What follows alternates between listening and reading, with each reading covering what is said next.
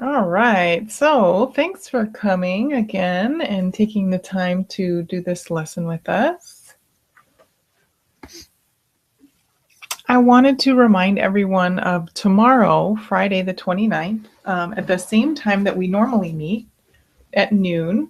We're going to be doing a talk story session. So this is just for us to get to know each other a little bit better, kind of build our community so that we kind of personally know each other and hopefully get to know our backgrounds a little bit better.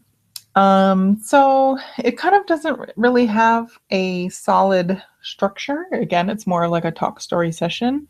I think I would like to provide like a little bit of structure for it. So if you could come prepared with a picture of your child or your children, if you want to and you're comfortable doing so, if you could share it on the Google community. So if you have any questions of how to find the Google community, you can ask me or email the happy H-PEP at Gmail, and either me or Christy can help you out. But yeah, that might be easier just so that during our conversation tomorrow, we can kind of pull up the pictures and see them, on our screens as opposed to you holding up your phone to your laptop camera. But again, if you're not comfortable sharing the picture, which I totally understand, then just leave it on your phone and kind of share your phone up to your webcam, and we can at least get to know your kiddos' names and maybe talk a little bit about them. And so then when we're doing these lessons, I kind of know who your kids are and who you're thinking about.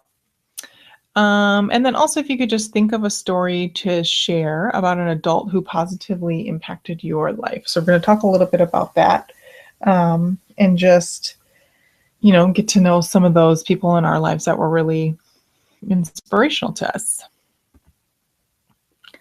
So for last week, I just wanted to remind you real quickly of the homework that we were doing for the week before. So making some time, 5 to 10 minutes, one-on-one with your child. We talked about this the first week and the second week. So clearly this is important, even for this week moving forward. It's just maintaining that time. Or if you haven't been able to really carve out that time yet, then kind of being more intentional about that. And really getting down on your child's level and listening to what they're saying. We spend a lot of time directing kids on what to do, where to go, what they need to be doing next, instead of just having a conversation with them.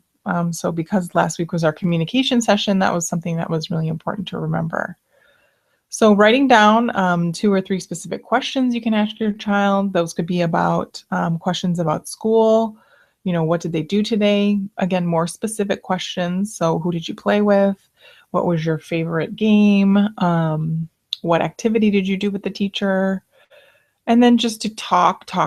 So questions, description, talking about feelings, even thinking of topics that your child likes to talk about. So I'm sure whatever it is they're interested in, and that would really motivate them to have a full conversation. Kind of start there. And then once you have that, it might open them up to talking to you about all different kinds of things. And then noticing your child doing the right thing. So that's again from week 1. That's not only building confidence, but it's a great way to open up communication with your child and to make that connection more positive, just so that they feel safer, and they feel like they want to communicate with you, and then they're able to initiate communication. It's not just you all the time. And then talking more to other adults. So that's just a way of practicing your own communication skills. If that's other adults in your household, then you're also modeling for your child on how to take turns in communicating, on how to be a good listener. So that's just a way for you to kind of commit to just communicating more in general. And I think that can help with maybe moving in and broaching the idea of communicating more with your child, which may not be something that was done to you growing up. So it may kind of be a new feeling for you. So today we're on week 3. I can't believe it. Time is flying. And we're talking about cooperation today. So I wanted to start with this common myth I think that parents have. I don't want to just say parents, but I really think adults have about kids. So when my child doesn't cooperate or listen to me, he or she is being defiant, manipulative, sassy, bad, fill in the blank with whatever word you want. He or she is purposefully trying to irritate me. So I think sometimes, and I don't want to dismiss that feeling. I definitely want to validate the feeling that you're having, that you feel like your child is being defiant. You feel like they're being sassy or they're being bad or they're being manipulative. That's a real feeling. So it's not that I don't want to dismiss it like it's not okay that you feel that. It's totally normal that you do. I just want you to start to kind of question whether, you know, that is objectively what's happening. Because I think a child from 0 to 5 really doesn't have that level of cognitive skill. And their behavior is just communicating a need that they have. It's communicating something else. So when a child throws a tantrum, they're really communicating, I'm overwhelmed. I can't handle this right now, And even though that's a tantrum over something we as adults may think is small, like, oh, they have to put the iPad away, or they have to put their toys away, or it's time to go now from the park because we have to go home and eat dinner. That's a very logical thing to think as an adult. But for a child, it can be very disrupting. They don't have the same self-regulation skills that we have, and their world is very small. They don't, we have work. We work to get paid. We are taking care of families. We have friends. We have histories in our life of experiences, and they don't. They're only 3. They've only been in the world for 3 years, 4 years. And their life is their toys. Their life is the park. So, when you're asking these things of them, it can be very hard for them to transition and move on. So that tantrum, or that what looks like defiance, is really communication, is that I'm unhappy, I'm sad, I'm angry, I'm scared. And that's how they're expressing it. So, I don't want you to be thinking that about them. And I really want you to try to flip that idea of my child wants all this attention. They just need attention. They want attention. I hear teachers say that a lot. To that they really want connection. That's what they're really looking for, is connection to you. You're the most important person to them. You and your partner, or whoever, whatever other adult is very important in their lives. You are the most important person. They're learning everything from you. They're learning how to communicate. They're learning about their self-worth. They're learning about how to cooperate. And so you're really the person that they're the most attached to. And they do want that connection. They need that to feel safe. So when they're coming to you and they're asking you a million questions and they're pulling on your arm and they're trying to climb in your lap, they want connection with you. They're not trying to be quote unquote irritating or wanting attention. They're really seeking out that connection. And the more that they get a present and genuine connection from you, the less that they're going to try to get it in other ways, and the less that they will be quote unquote irritating.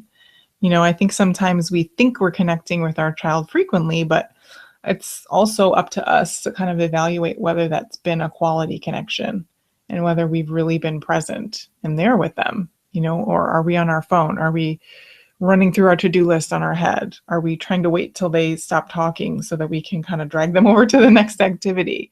That's not really present connection.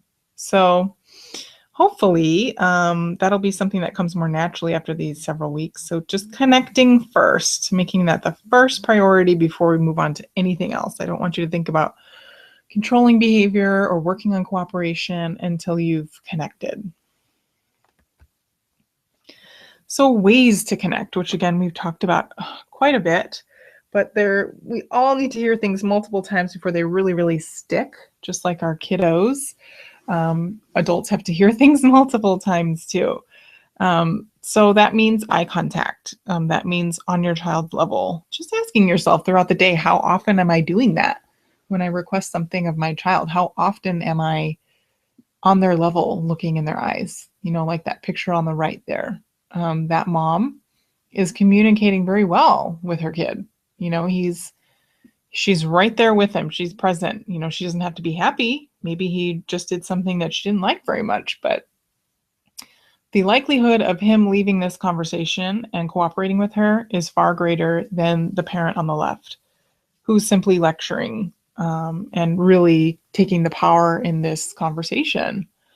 That sort of imbalance of power is going to create some rebellion and some pushback from your child. So being calm and present in that conversation, again, that means really being intentional about slowing down, taking a breath, calming your voice, speaking simply. So not asking too much of your child in that moment, especially if they're emotional, acknowledging their feelings. So when they do get really angry about having to stop playing and, go to dinner or whatever, telling them, acknowledging, say, you're really angry about this. I can see you're really frustrated that we have to go eat dinner now. I can see you're really unhappy that you had to stop playing this game, just so they know that you understand how they're feeling instead of simply telling them to do it and in their interpretation, not caring that they're upset about it. And then repeating that expectation when you're calm. So making sure that, we're going to talk a little bit about today, just kind of teaching and showing your child what it is that you expect of them instead of just assuming that they know. So in your packet that you got for today, there is a checkup A and checkup B. And checkup A starts on page 20. It's right under the guide of the do's and don'ts box. So in checkup A, which just talks about listing the ways that cooperative behavior helps your child. So it's a good thing to kind of brainstorm either on your own or with your partner or whomever, is in the house with you and really sees a lot of your child. And just kind of thinking about it, you don't have to write it down. Here just gives you a space to write it, but just kind of thinking about the ways that, being cooperative can help your child in the future. And then checkup B, as you move on to page 21, it kind of just asks questions about where's your child right now in terms of cooperation skills. Does he or she cooperate immediately? You have to ask multiple times? Does your child like to help you out? Does he or she get along with others? Do they get along with siblings? And then I think this is a good conversation to have with your child's teacher if you haven't already, or if you don't know, maybe what the difference in behavior is between home and school. It's just a way to get more information. This is not by any means a measure of anything. It's just kind of checking in with yourself and seeing if you know the answers to these. And then the secrets of success. So when it comes to cooperation, just watching your timing when you're making requests. So if you want to talk about, for example, a difficult behavior, like brushing your teeth, let's not choose a time to show and teach that behavior when your child's already busy with something, when they're playing. You don't want to drag them out from that and say, okay, now we're going to talk about brushing your teeth. You kind of want to be aware of what's going on for them, and just choosing a time when both of you are the most present that you can be. And I think you probably know what those times of the day are. If that's at breakfast, if that's on your ride to work or school, if that's right when you get home. Again, it doesn't have to be very long. And then staying involved. So after you make a request of your child, just noticing whether or not they cooperate. I think sometimes we don't notice whether they follow through or not. And then giving advance notice to your child. So kind of preparing them for that transition. So taking notice of whether or not they follow through with whatever you've requested of them. So we're asking them to do so many things throughout the day, and I think maybe 50% of the time we don't even notice if they follow through, or maybe we only notice when they don't follow through, right? So, you ask them to put their shoes on, they put it on, you're like, awesome, let's get out the door. You don't really acknowledge that they did do what you requested of them. So another way we talked about in both of our building confidence and communication is really being thoughtful about noticing that they are doing the things that you've asked or the things that you've expected of them. Giving them notice. So I think this is really important, and maybe I'm sure a lot of you already do this, but this is something that a lot of teachers do and are taught to do. But transition times are really hard for kids. It's hard for them to switch their activities so quickly. Sometimes if they get super involved in something, they don't quite have the self-regulation to just go between activities and not be upset about it like we do as an adult. So giving them that advance notice, you have 5 more minutes, and depending on how difficult it is for your child to transition, you might want to give multiple um, you know multiple reminders. So you have 15 minutes, you have 10 minutes, you have 5 minutes, you have 2 minutes. It sounds kind of crazy, but if it helps prevent a tantrum, then I think maybe it's worth it. And then providing encouragement when they do cooperate. So we talked about that in the last previous weeks too. So our do's and don'ts, these are just quick reminders. I think this is you can cut this out of your page and kind of stick it around your house, or I think this is just a great little summary of what to do and what not to do when trying to encourage cooperation. So being close to your child, making eye contact, we talked about those things in our other 2 lessons too. So that just really, I want you to think about that as the best way to connect. So again, if our first step, always our first step in anything, in building confidence, in communicating and cooperating and setting limits, is to connect first. Because connection is really going to get you so much further down the line when you're trying to do all of those things. So just being mindful about whether you're close, making eye contact, getting on their level, using simple words, being specific and direct. So again, on that opposite side, it says don't ask a question. So being direct with what you want from them. One of the things that Christy and I were talking about yesterday is just, instead of asking like, can you pick up your toys? Maybe it sounds like a politer way to say it, but I think it also leaves something open for your child to say no, right? Can you pick up your toys? No. And then you're kind of stuck where you're end up in a power struggle. I think that it's maybe a better route to be more direct and say, pick up your toys, please. Or if you want to provide a choice, do you want to pick up your toys in the living room, or do you want to pick up your toys in the garage? So you're giving them a choice. You're not giving them a choice about picking up toys, but you're giving them a choice about which room to pick up. So I think maybe if that's something you do a lot, or you notice that you ask, sometimes I notice a lot of teachers making requests and then putting okay at the end.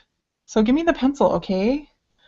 Put the markers away, okay? Again, you're leaving that open for a yes or no. No.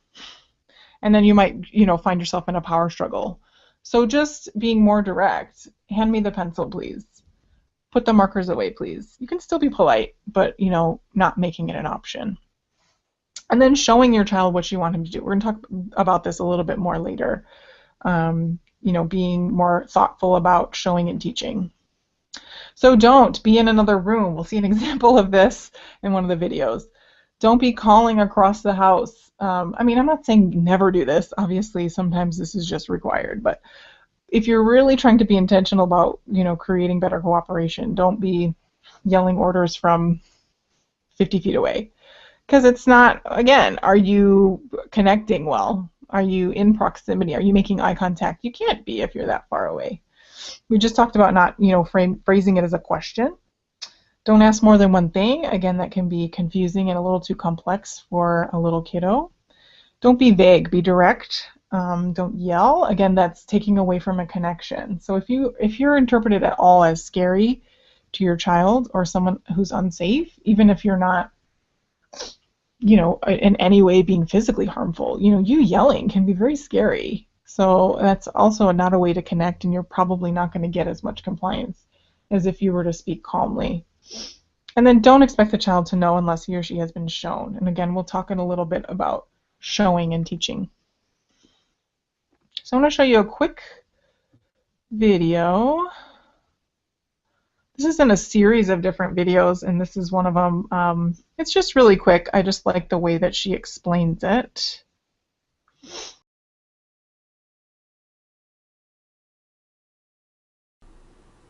Hi everyone, my name is Debbie Zeichner. The third step to gaining your child's cooperation is that you want to get on your child's level. You want to be eye level with your child, or actually slightly below eye level. Okay? Then you want to make your request in a kind and firm way. So you can put your hand on your child's shoulder, for example. If your child is more sensitive to touch, then certainly this is something that you don't want to do.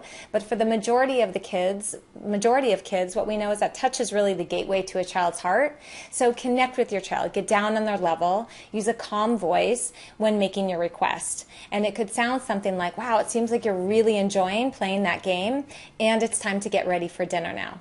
So you'll notice that I didn't say, but it's time to get ready for dinner. I used the word and. So that's another little tip and tool in there, is that you want to replace your buts with ands, so that it doesn't negate the first part of what it is that you're requesting. So again, you want to connect with your child, get down on his or her level, use eye contact, use touch, and then go ahead and make your request. Another tip to increasing our child's cooperation is to ask versus tell, using what we call curiosity questions. Our kids hear so many negative commands and compliance statements all day long. For example, they wake up in the morning, we tell them to get ready, go brush their teeth. They go to school or they go to daycare and they're given a whole other set of instructions. Sit down, stand up, line up, stop doing that. And they come home and then they're given even more instructions. So given that many parents want to raise kids who are critical thinkers, we want to engage that child's part of the brain that is responsible for decision making. So one way in which to do this is to, as I said, use curiosity questions. So for example, instead of saying to your child, go pick up the toys, you could say to your child, where did the toys go when we're done using them? This is yet another way to increase the chances that your child will cooperate and listen to you. So I liked really how she kind of talked about, specifically talking about maybe adding some touch into encouraging your child to cooperate. You know, this is something that I like to encourage teachers to do, but it's kind of harder for them in the setting that they're in. But you as parents, of course, can always, provide that for your child, whether that's putting your hand on their arm, rubbing their back. Again, that's another way to connect with them to kind of increase compliance. So we're going to talk about making a cooperation chart. This is starting on page 22 of your handout. So the first sentence there, I kind of want you to read for a second and kind of take that in. So an average level of cooperation for children aged 3 to 5 is about 60%. That means 6 out of 10 times you ask your child to do something, he or she complies. So I really want you to think about that and think about whether or not your expectation is 100% of the time. Because I think sometimes that is what we expect. Obviously that would be quote-unquote ideal or perfect, but it's just not reality. So if you feel like, maybe your expectation is too high, I kind of want you to just really be aware of that and know that it's okay. For your child is learning everything about the world. They've only been around for 3 to 5 years here, so they really don't know a lot of social skills, emotional skills, behavioral skills that we know. So expecting them to know all of these things and to just repeat it perfectly all the time only makes for frustration for you and for them. So starting a chart, you can track kind of how many times during the week that he or she cooperates. So it's just kind of a great way to keep track of whether or not you're providing that positive feedback, making sure that you're noticing whether they follow through with requests. Again, that's something else we talked about if that's something you don't normally do. And then finally, role playing. It's an excellent way to teach cooperation. So you can show them this chart. I'll show you some examples in a minute. And just let them know what this means. So you're saying we're going to work on cleaning up your room. Let's say that's something that's, challenging for you. And mommy's going to, notice when you do follow through with me asking you to do this, and you can get I'll make a star on this sheet, or you can get a sticker, or you can draw your favorite picture in this little box. You can kind of make it whatever you want to make it. You can put a cotton ball in the jar. You can put a marble, in a sock, I mean, any way you want to count these things is totally up to you. This is just one way that you can do it with a chart. So this is a great way just to monitor also how much you're getting compliance, but then also how you're following up with whether or not your child has cooperated. So I also don't want you to think that this is something that's going to happen right away. So especially if this is a behavior that your child really struggles with, I would really encourage you to think about you having to repeat this maybe 100 times. Yeah, I'm not exaggerating. I mean, this is how many times it takes for your child to really learn a behavior. So if you're really being intentional about teaching and noticing, as much as you can, whether that's on a daily basis, every other day, a couple times a week, I want you to know that is really meaningful. So I don't want you to give up if you don't see change in a week. You should really be thinking more along the lines of 3 weeks to a month of consistently trying these things in order to start to see any type of significant change. So in the chart that was given to you, which I don't necessarily love, I'll show you in a minute, it also tells you to kind of mark down the times that you do request something and that your child doesn't cooperate. Personally, especially starting out, I wouldn't necessarily want to do that because maybe then, your brain might just go there and you might focus there oh, well, yeah, they did 2 of the things I asked them to do today, but they didn't do 3 of the other ones, So I don't even really want you to be thinking about that. I want you to more focus on the things that you're requesting that they are following through with, and then making sure you acknowledge them for that. So you can help your child succeed by remembering this week's do's and don'ts, which we just talked about. And then, making enough reasonable requests so your child will have lots of practice and be able to be successful. So I think that's also really important. So making sure that you're starting with behaviors, working on behaviors that your child is successful with. So let's say your child has absolutely no problem, getting dressed in the morning. That's not an issue for him. Put it on the chart. Put it on the chart, so that he or she gets practice being successful. So it's something they can do, and then it'll help them to learn, what the chart means. Because if you start with brushing their teeth, which let's say they hate to do, and you fight about it every day, that behavior is going to take a while for them to learn.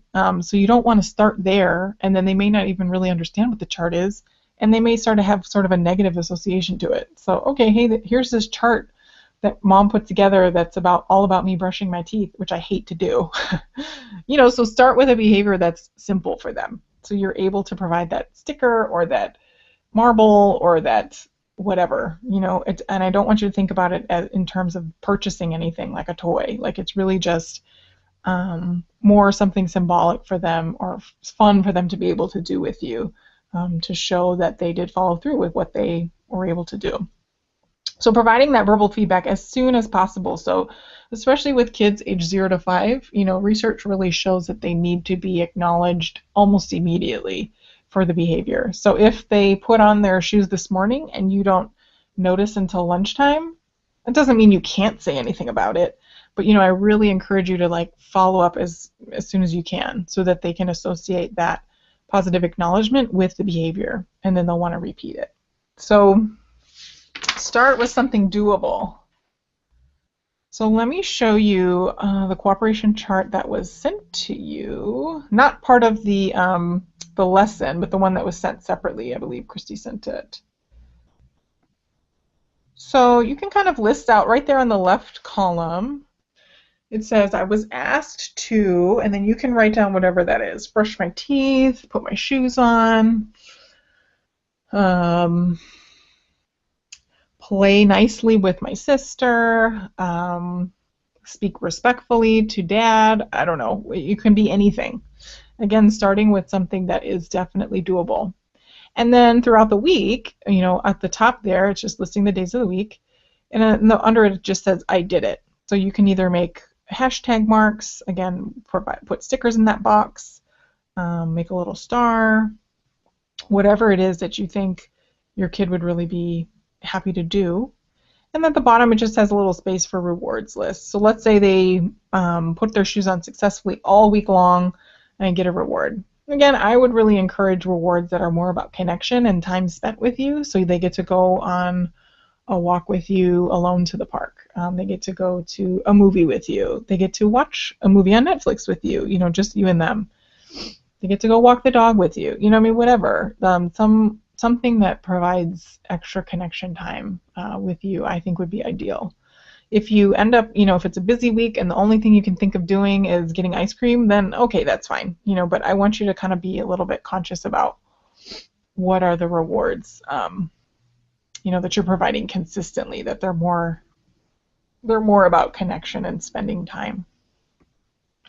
So this is the chart that was sent in your packet of in the lesson, and it's similar, it's set up a little bit differently. So this one is the days are down that left column. I was asked to do something. You can put a hashtag or a star. I did it right away. And the total times I cooperated, and then what reward was earned. Again, that last column is about how often I was asked to do something, so I don't really like that. I don't really want you to keep track of when they didn't do what you asked them to do. We should probably let those things go. So the thing I'd like to add to this cooperation chart, this is kind of my own little thing, I want you to also make one for you as the parent. Okay, so this isn't just about changing your child's behavior. It's really about changing how you're interacting with your child in order to get a behavior change. So for you, I want you to make that same chart or a similar chart. Obviously, it doesn't have to be as colorful and creative, or maybe it does. It's totally up to you if you're into that. So listing out the days, indicating whether you showed or taught your child whatever it is that you wanted from them. So let's say you want them to put their shoes on by themselves in the morning. You want them to get their backpack ready by the door. I don't know, whatever it is. Did you show them how you want them to do it? Did you teach them? So there's other ways to teach them. You can role play with them. Take two of their, let's say you're trying to teach cooperation with their sibling. That's something that's difficult for them. Take two stuffed animals and role play. Play out a scenario that normally happens. So you have the dog stuffed animal and your child has the elephant stuffed animal, and you say, oh, the dog says, can I play with this toy? And then, your child has to role play what usually happens, which is, no, it's mine. I don't want to share it. So you can kind of have this conversation when you're calm, in a designated time about what usually happens, let's say, when they're trying to share toys with their sibling. So show them the, the right way and the quote-unquote wrong way, the way that is causing some trouble for the relationship. So by role-playing this, maybe every day or every other day, whatever that interaction is that you want to see, whatever the behavior is that you want to see, making sure that you're really showing them. Or if you want them to, I don't know, put their toys away a certain way and what they're doing right now is just throwing them in the closet or throwing them on the shelf all crazy.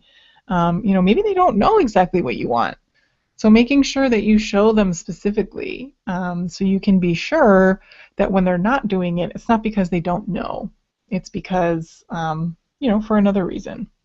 So then, I want you to make this chart for you and really, really, be accountable to yourself. Did I show them? Did I teach them? Did I explain to them what I want? And then finally, on the other end, that third column, did I acknowledge when I saw them do it?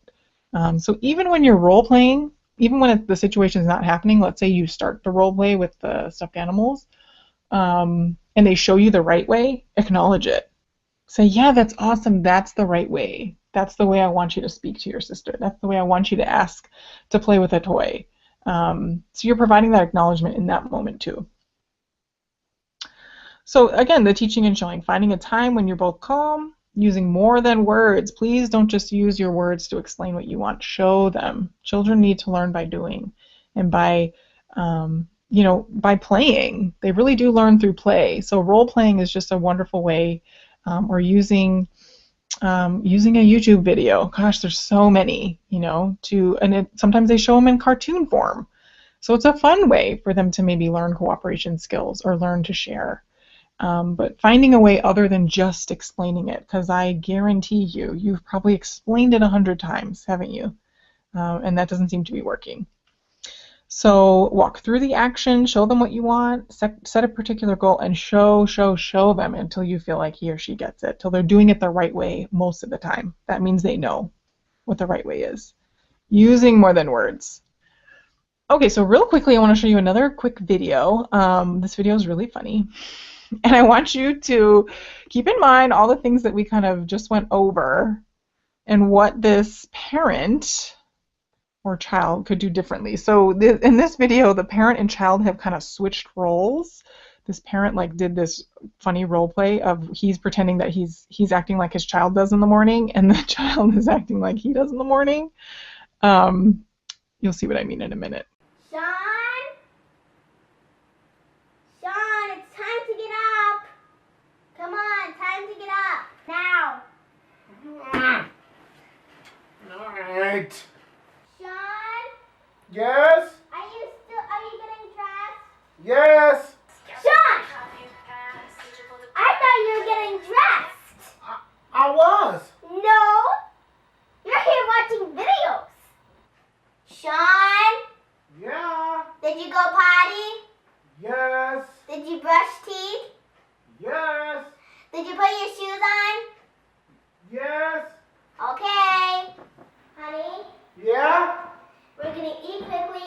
I'm gonna go to work and you're gonna go to school, okay? Okay. Okay, remember you're gonna be buying lunch today, and don't forget I'll be picking you up today. What time are you gonna pick me up?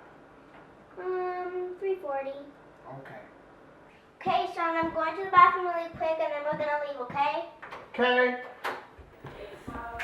Sean, let's go! Off now. Let's go.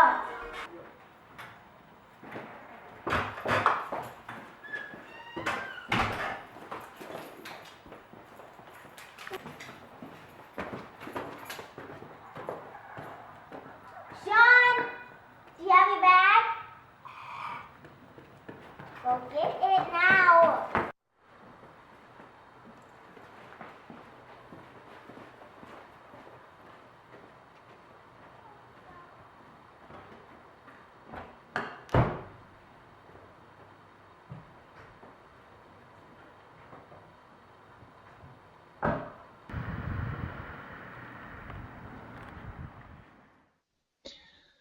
So I hope that made you laugh. That video totally makes me laugh.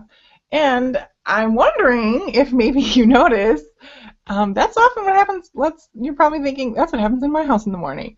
So just going over some of the things that we just talked about is what are some of the things that she could have done differently based on some of the things we've already talked about. So was she in proximity to her quote-unquote child again when she was making a request? No, she was yelling from another room. Was she making eye contact? No. Was she teaching or showing what she wanted to be done? No. And that's not to say maybe she did before, or we don't exactly know, but I'm just saying in the video, we didn't see a lot of that. We saw a lot of kind of demands being made and not a lot of acknowledgement for when he did follow through with them. So something she could do is role play again with toys or dolls, getting out of bed in the morning or getting out of bed the first time asked, showing your child how to brush teeth. Maybe that's something you think they know how to do, but not necessarily. Creating a visual chart for that morning routine. So she wants him to get out of bed. She wants him to get dressed. She wants him to brush his teeth. You can easily make a chart of that. There's so many Google images out there. And another way to do it is to take pictures of your child actually doing those things. So that's something sometimes I'll do with teachers, is working on a behavior of, taking a picture of your child literally sitting up in their bed. I know it sounds crazy, but by putting those pictures on a chart and letting them see the order of the routine, it can help with them kind of doing it successfully. Teaching you how to do it. So reversing those roles. I think that's something that is interesting about this video, is showing that when she had to pretend to be parent, that sometimes they can learn something from that, when they're asking you to do something and you're not complying. Noticing when they do follow through, and then talking it over the night before. Again, if it's a morning routine problem, talking it over when you're calm, not in the moment. So really quickly, just a few of the cards that you'll have this week.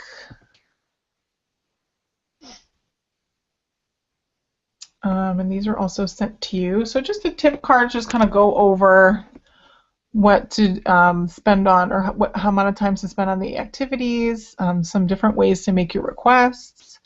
So instead of making a complex request, just making one at a time. Be near your child the same eye level. Again, these are things we've already gone over.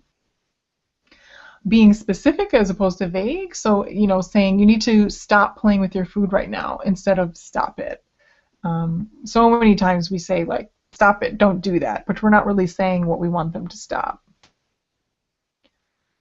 So making requests using an unemotional tone of voice. This helps your child to hear what you say, not how you're saying it. So important. Again, you are scary to your child when you yell. You are. So speaking calmly, even if that's the one thing you try to work on this week, if that's something you have trouble with, I really encourage you to do that, because your child can actually listen when they're not having to control, fear of you yelling.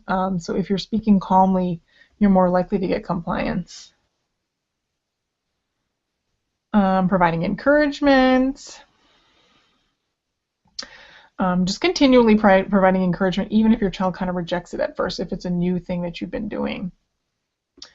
And then just real quickly, some of the activity cards. Playing games that require taking turns can help your child to learn to wait, to provide some self-regulation. Simon Says it's a following directions game.